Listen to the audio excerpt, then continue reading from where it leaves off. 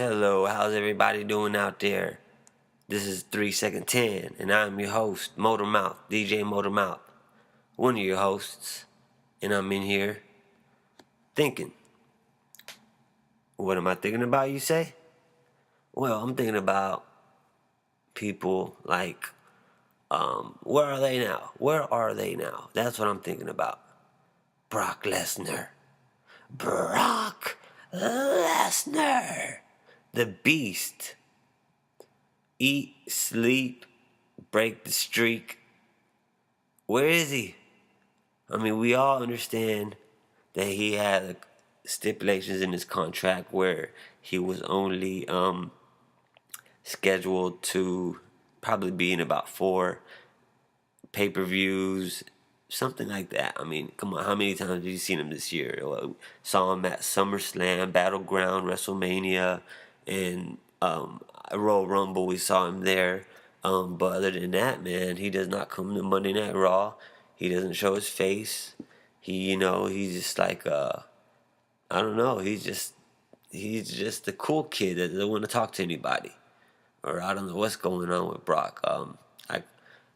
I recommend you go listen to Stone Cold podcast where he interviewed Brock Lesnar, and oh wow, it's totally it's just totally opposite of what you thought you were gonna get from Brock Lesnar. Hearing an hour interview, from Brock, and then what you get was like totally.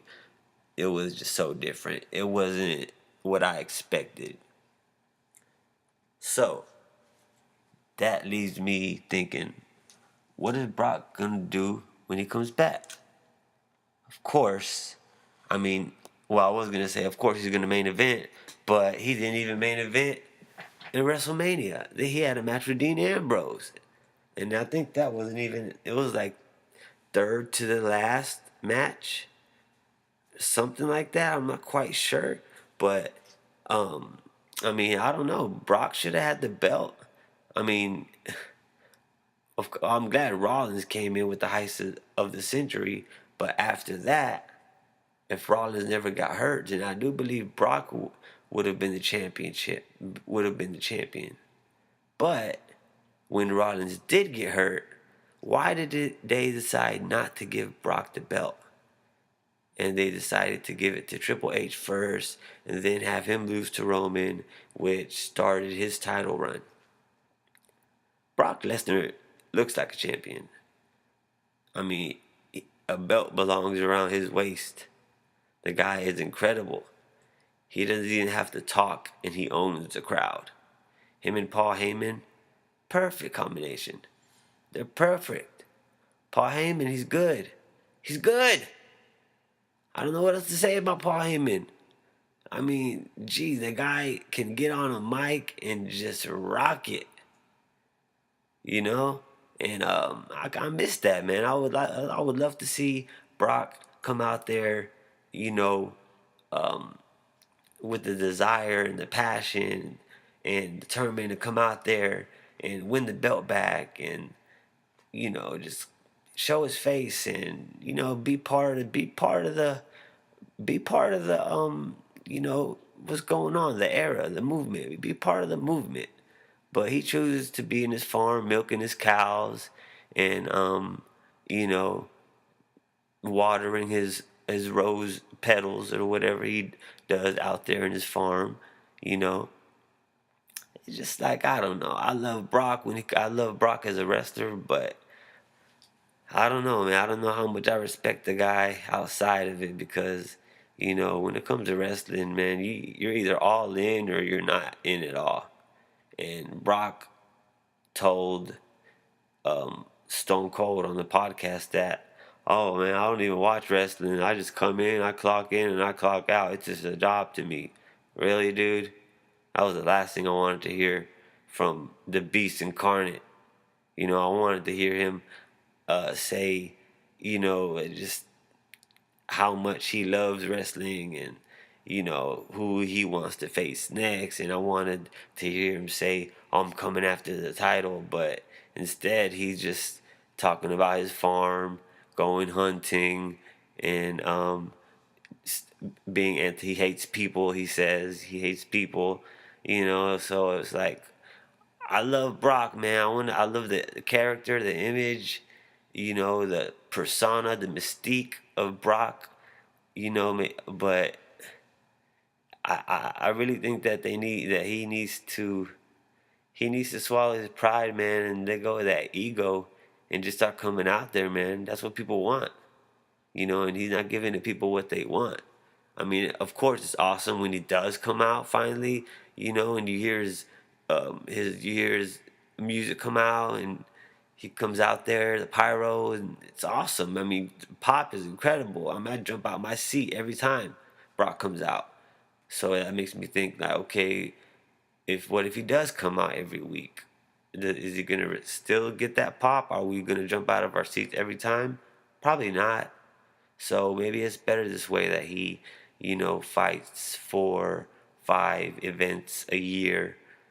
I guess. I mean, if you want to look on the bright side of things, and this is the reality of it, and this is what Brock. I mean, he can do that. I mean, Vince could just throw, a really, really weak contract at somebody like Heath Slater or Bo Dallas and say, "Here, take it or leave it." They're gonna sign it. Brock Lesnar, he had leverage. He came in there. He probably said, "Look, if you want me back, this is what I want, and make it happen." And Vince knows that he's the money guy. He's like, okay, if I don't sign him, I'm gonna lose him to UFC, or I'm gonna lose him to the Farmers Association, or wherever he's gonna end up if he didn't re-sign with WWE. So Vince gave him the stipulations that he wanted, and now it's just like a Brockless era. And I just really want to see Paul Heyman. Paul Heyman's promos are gold. They're rose gold. They're platinum. They're white gold. They're just jewelry. And I'm really hoping Brock Lesnar comes out soon, and I'm really curious to see, who he'll fight. Is he gonna fight somebody the size of his stature? Who else is there? I mean, come on, he beat the Undertaker. He beat the Streak, so that puts him on a pedestal. He can't just fight anybody.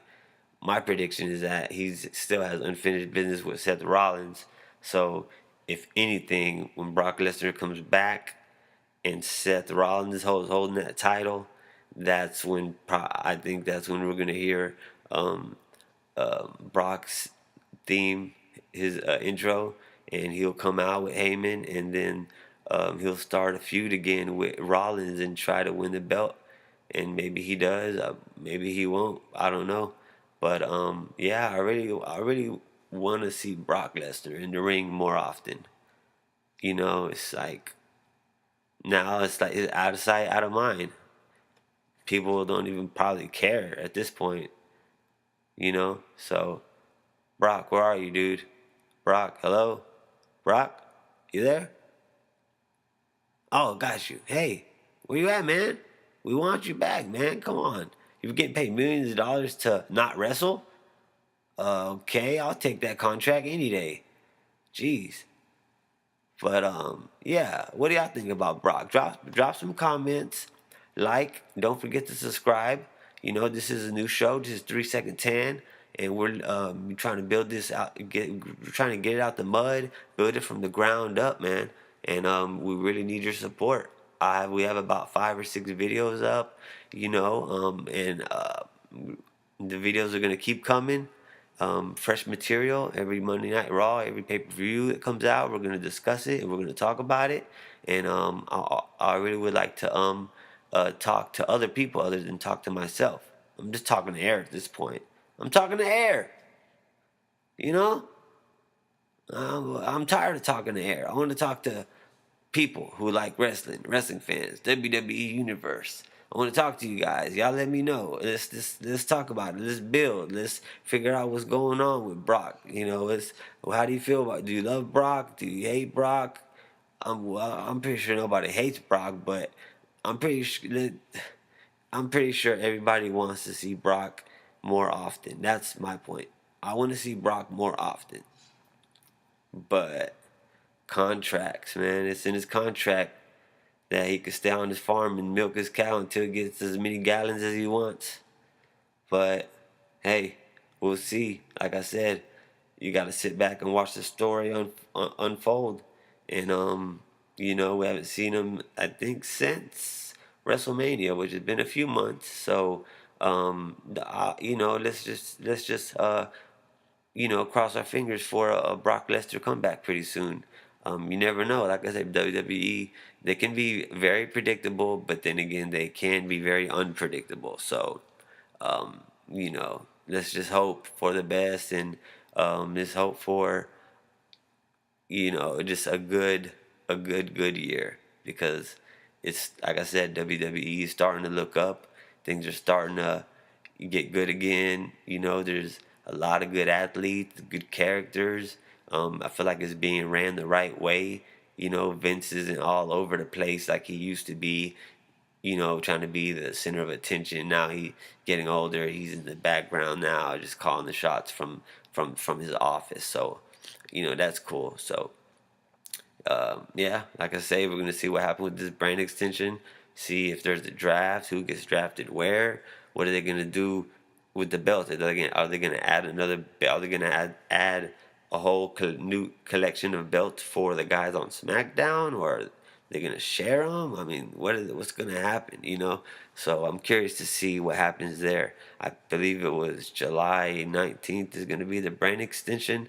So we got about a little over a month for that to happen. But I don't know. I just felt like talking about Brock because I was on the network last night, just skimming through some old pay-per-views, and I watched Brock versus Seth Rollins, where Seth Rollins got taken to Suplex City, and he survived it, and that was pretty cool. So I'm ready to see some more German suplexes, and I want to see some more Paul Heyman intros. What about you? Drop some comments, like, and don't forget to subscribe. We're gonna take a short break, and we'll be right back. 3 second 10. All right, I'm back. While I was gone, you know who came on the line?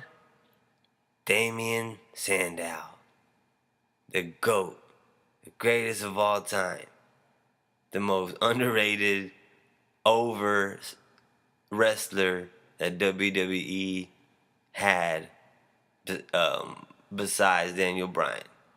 Now I'm thinking this. Daniel Bryan, he won the crowd over every single time he came out there. He got more and more cheers every time. Even when he was like, I think, wasn't he a heel before? Like Team Hell No, or the comedy thing, and it was funny, this and that. But I believe he was like, no, no, no. And that's where everybody was like, yes, yes, yes. So when Daniel Bryan got over like that, they had no choice but to put him in the main event, change the storylines up. Have him going up against the big dogs when he's really kind of like the small underdog guy, and it just. I really don't think creative and Vince. I don't think they were prepared for that. They did.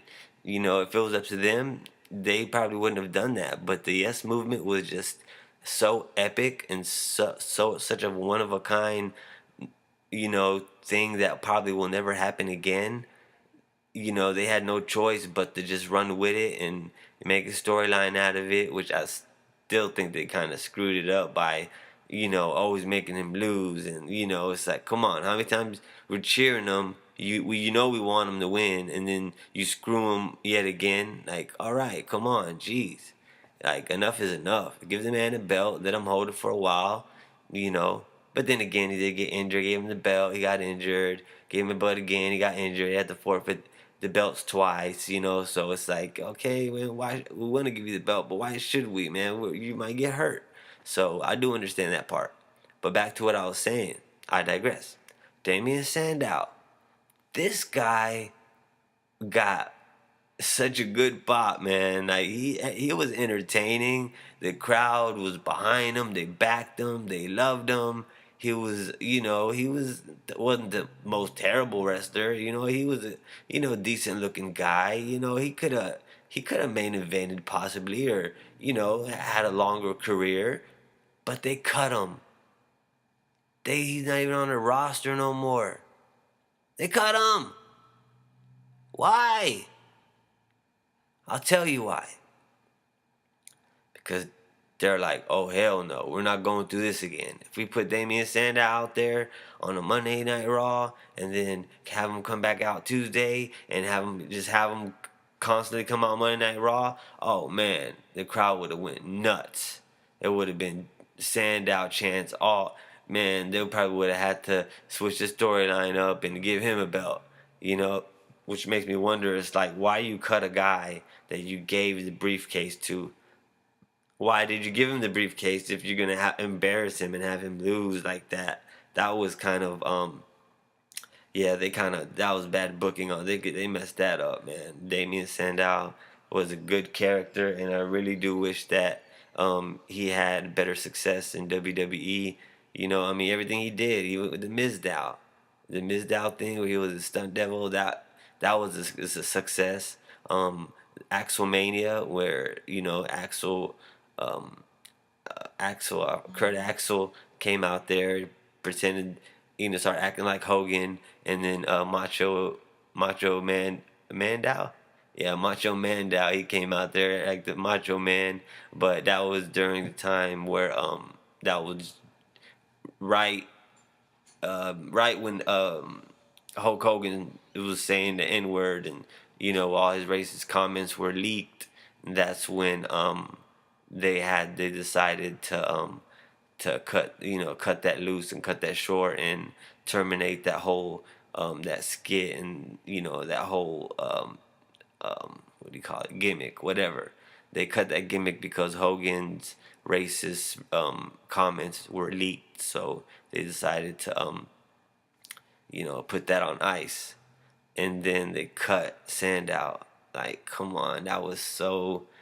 I'm still upset about that because I love Damien Sandow, man. He could have been, he was on his way to something special. If they let the crowd really dictate who they want, and who they want to win and who they don't want to win, then if the crowd really dictated that, then Damien Sandow would have been a champion, and he would still be on the roster. You know, I'm not too familiar. Maybe he would. I think he had held the tag team belt with Cody Rhodes as Rhodes Scholars. But other than that, I don't think he held the IC belt. I may be wrong, but I don't know. I don't think he held the IC belt. The US belt wasn't his. He was never the champion, even though he had the briefcase. And oh my God, why did they give him the briefcase? Why? Why give him the briefcase if you're just gonna make him lose and embarrass him like that? That was wrong, man. Cause everybody else who won the briefcase won a championship belt, and they all do it the same way.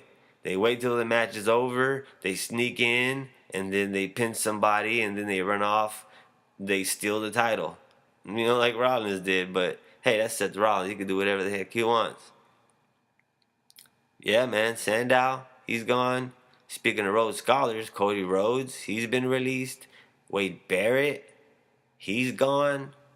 I think he chose not to re-sign. I'm pretty sure they probably wanted him, but he main evented before. He was a big dog with the Nexus.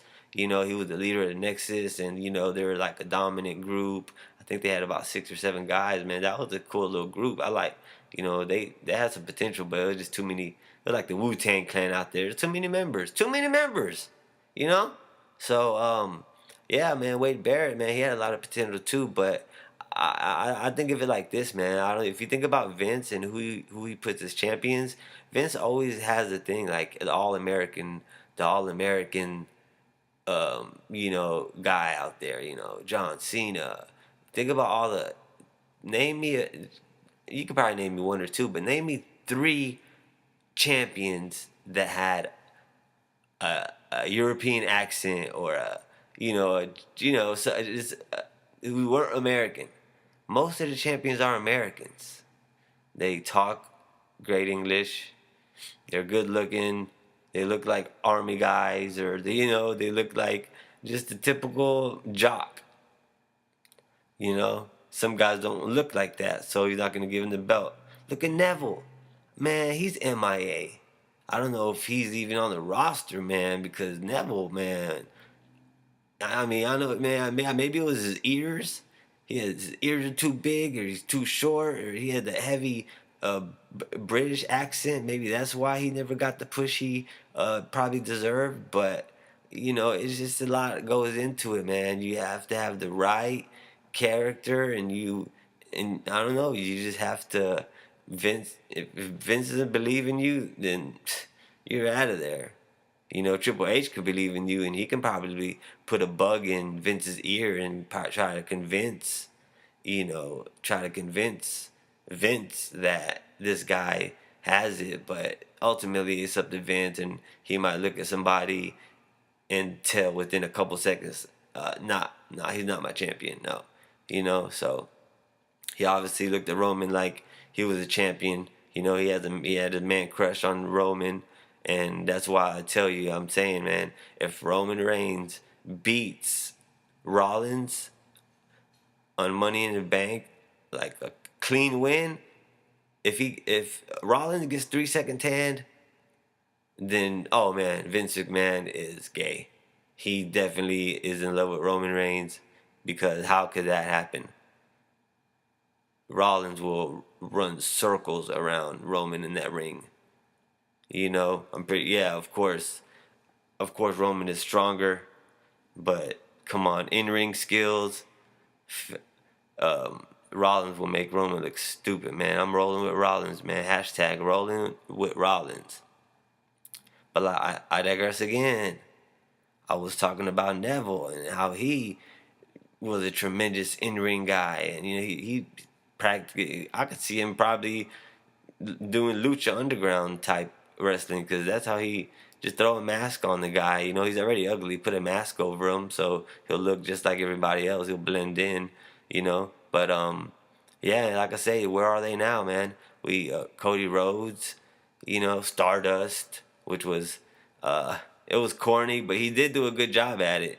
He did a really good job at the Stardust character, but it was like, really, dude, come on.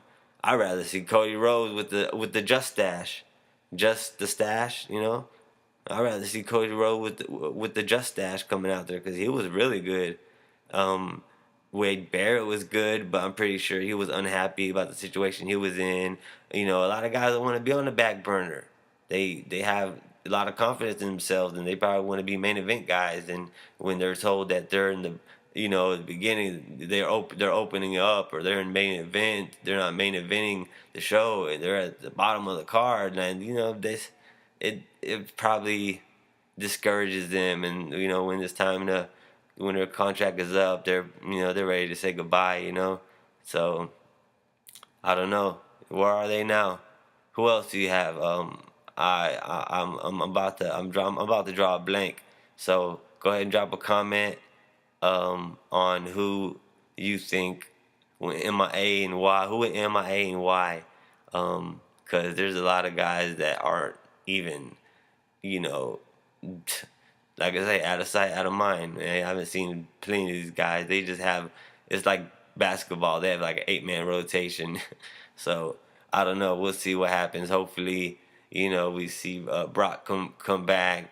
Hopefully, Damien Sandow can get another contract and come out there and entertain us. I don't know. We'll see.